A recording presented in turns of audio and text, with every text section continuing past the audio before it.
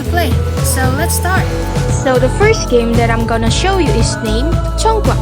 There are several items that you need to prepare. The first item is Chongklak playing board. The second item that you must have is Chongklak seats. Usually, a kind of cell is used as Chongklak seats. However, if you don't have it, you may also use dummy plastic cells or stones or plant seeds. Okay, so let's move on to the tutorial on how to play Chongklak. Step 1. Count 7 cells into each of the holes on your side of the board. Step 2. Leave your storehouse empty. Step 3. Decide who will go first. You can do it with paper, rock, scissors game. Step 4. The first player takes all the cells out of any hole on their side of the board. Step 5. Move clockwise around the board and drop one cell into each hole in an effort to reach your own storehouse at the end of the board.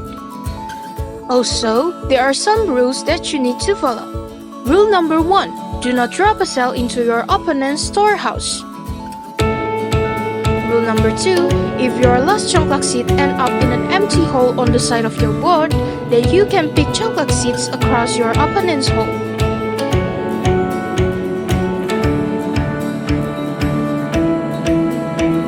Rule number 3.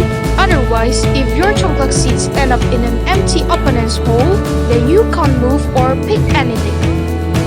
There are two types of winner in this game. The first version, if you are the last person who still has cells on the side of your board, then you will be the winner based on your last turn. The second version, you will win the game based on the number of Chongklak seeds in your storehouse. Next, the second game is called Bola Bekel. It can be played alone or together with friends. If you wanna play Bola Bekel, then you need some floor space, 6 biji bekel, and a rubber or bouncy ball of any size.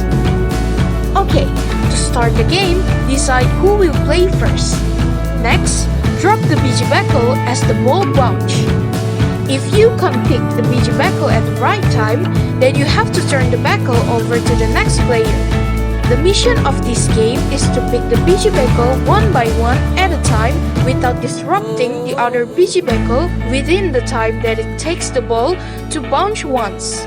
The number of biji bekel will be increased when all biji bekel were picked up. If the player has successfully picked up all of the 6 biji bekel at once, then drop them again and start the second set of the game. In this set, you must attempt to position the biji bekel with the pit facing up again one at a time without moving any other bekel. Afterwards, the player can repeat all the same steps as in the previous set. The player that completes the most sets with the least or without making a mistake is considered the winner of the game. The last game is called Tampu Bulan or Engklek. All you need to prepare is gacho and the Engklek's arena. I use the mound-shaped tap. Now, let's jump on how to play Engklek. Draw Engklek shape on road using chalk or red brick. Throw the gacho into the first box. Jump over the box from the beginning to the end, except the box that has gacho in it, and pick the gacho. Then repeat all steps by throwing gacho to the next number. There are some rules. Rule number 1. You must use one foot while jumping. Rule number 2. Don't step on the box that has the gacho. Rule number 3.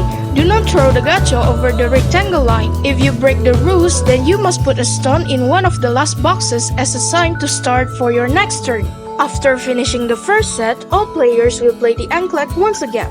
In this set, the player can pick their city from box number 1 to 9 until all boxes filled by the player's cities. If everything is owned, then the game is finished. The winner is the player who has the most houses from the boxes on Engklek's arena. So, are you interested in playing it? The benefits by playing this kind of games are much better rather than you just playing with your smartphones. So, let's preserve our Indonesian cultures by playing our own local traditional games. I'm Amelia signing out. See you next time. Bye-bye.